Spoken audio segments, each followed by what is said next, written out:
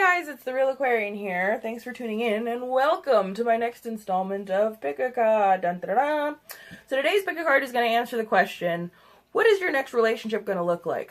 And of course, as I just say that, it dawns on me that there are those out there that aren't necessarily looking for love right now. And I don't want to leave you hanging. So I'm going to broaden this. I'm going to widen this question a little bit. I'm going to say this pick a card is going to answer, what is your next relationship or friendship going to look like? So let's just go ahead and get started. I'll include a timestamp for each card in the description below. We have card 1, card 2, card 3. We have Amethyst, Amazonite, and Citrine. And I'm just going to go ahead and get started because I don't want to take up too much time. I'm trying to make this kind of quick. So once again, this answers the question, what's your next relationship or friendship going to look like? Okay, so let me just go ahead and get started. Card 1, Amethyst. Okay. Boy. Not cool, brah. I've said in previous videos, the need for silver linings and a good habit to have is to find the silver linings, which is something I personally subscribe to. We have the 5 of Cups. So unfortunately, and yes, I do have to say that, unfortunately for you, if you chose card 1, Amethyst, your next relationship or friendship is going to be disappointing. You ever heard the term, they're not that, I think it's a movie, they're not that into you? But I would add a disclaimer to that. The disappointment, what I'm seeing is it's kind of uncertain where the disappointment actually lies, whether that's the other person or it's you. In either case, the silver lining that I see is that although this relationship is not going to be necessarily long-term, but this is going to be a relationship that's going to teach you something. And I know most people think, oh God, if there's a lesson, that means it's going to be bullshit and it's just going to be terrible. No, not necessarily, which is why I say disclaimer on this when it comes to where the disappointment's coming from. This could mean that you, have unrealistic kind of expectations when entering relationships, when entering friendships, any kind of bond that you want to hold with someone. If your expectations are, kind of out of this world or way too high, then no one will ever meet them. And so you will be disappointed. You see, it's not so much a hurt and heartbreak kind of bad relationship. It's more just a not meshing right because you're wanting different things, they're wanting different things. How you see the relationship as a whole, be it friendship or relationship, love relationship.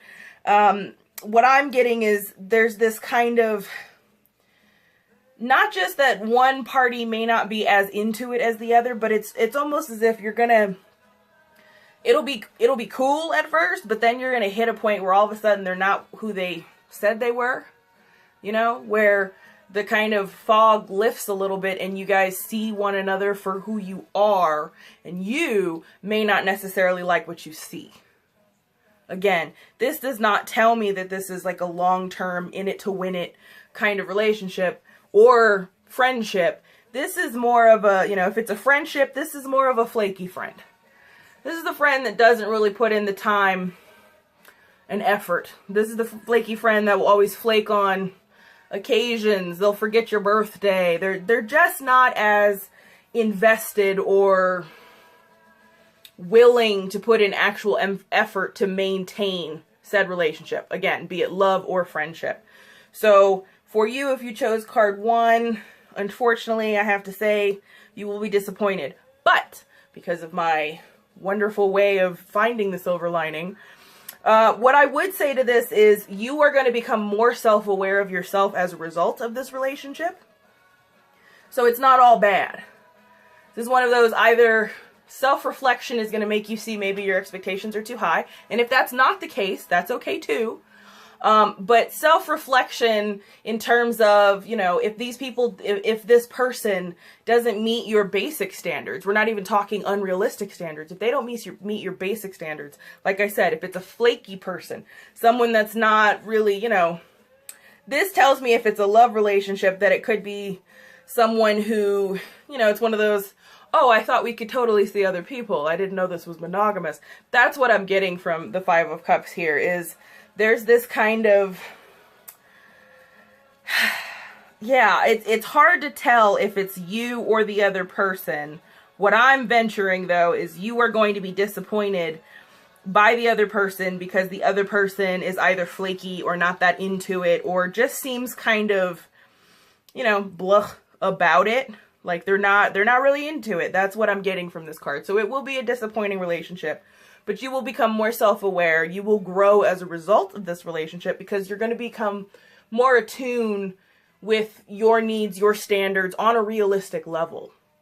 So that's the silver lining here, is as a result of this not so great, you know, semi-blah kind of relationship that is going to occur, you will be better positioned afterwards. I would say, though, that you want to, as soon as it's over, when this person kind of passes, you know, down the road a little bit, surround yourself with positive things. That's kind of the only way you're going to be able to kind of combat that. It's not one of those relationships that's going to leave you necessarily feeling bitter, but I do get a strong sense or a strong need to really kind of put wholehearted effort into yourself because this person didn't. So that's what I would say here for card 1. So there is a silver lining. I'm sorry if you chose this card and it didn't, you know, it didn't make you smile. It is a disappointing relationship. It's not what you thought, and it's not going where you thought it was going to go. But you will grow from it. So, you know, take heart on that. So, moving on to card 2, Amazonite. If you chose card 2, we can see that? Yeah, okay. Sorry, it's a totally different kind of camera angle again.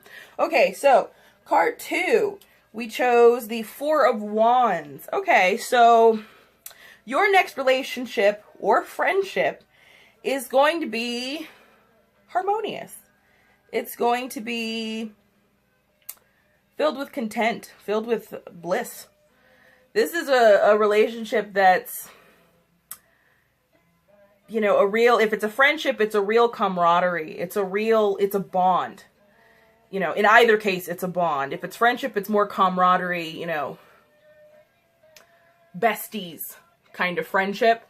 But if it's love, this is one that could really, and you know, they always say that with you know, people in couples, with, you know, a partner, oh, they're each other's best friend. That's what we have here. If it's a love relationship or it's a friendship that you may not expect to turn into a love relationship, this is a serious business kind of relationship. If it's for love, then this might be the one. Straight up serious on that. This might be the one. If it's a friendship, I would say the same thing.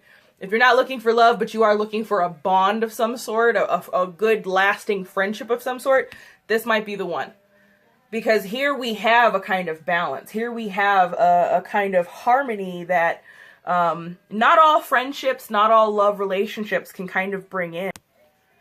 This is really just one of those relationships where, because it starts good, however you end up meeting this person, because it starts good, it's going to be good. You know what I mean? Like, this is a relationship or friendship that starts on not only like a strong foundation, but just a good positive foundation. You know, this isn't, you know, happy accident where you fall on your face kind of occurrence. This is more, you meet, there's a spark, they make you laugh, or you feel a connection. That's what this is all about with the Four of Wands, is there's a real deep-seated connection. There's a real true spark that is felt. And it is felt, and it is how do I say that? It is felt, and it is so deep that it is sensed by those around you. That's what I mean when I say contentedness. That's what I mean when I say bliss. You guys look good together, whether that's a love relationship or, like I said, a friendship. It's besties. It really is this kind of, you know, in it for the long haul. We're just together now, you know? And those are wonderful friendships and relationships to have. So I'm happy for you, because your next relationship is going to be harmonious, and that is one of the best kinds of relationships to have. Be it for love or, you know, just platonic friendship. This is a bond. It's a good one. So make sure you hold on to it. Okay, so moving on to card 3, the Citrine, we have the 7 of Coins. Okay, well, not a bad card to get. In terms of what your next relationship is going to look like, in terms of what your next relationship or friendship, I should say, is going to look like, this is a valuable relationship that's up next for you. This is, much like the 4 of Wands, another kind of relationship that is potent, that is strong. There's a deep bond here as well. But there's also a real, like I said with this one, this may be the one. This one is a little more sure about it. There's a confidence with the 7 of Coins.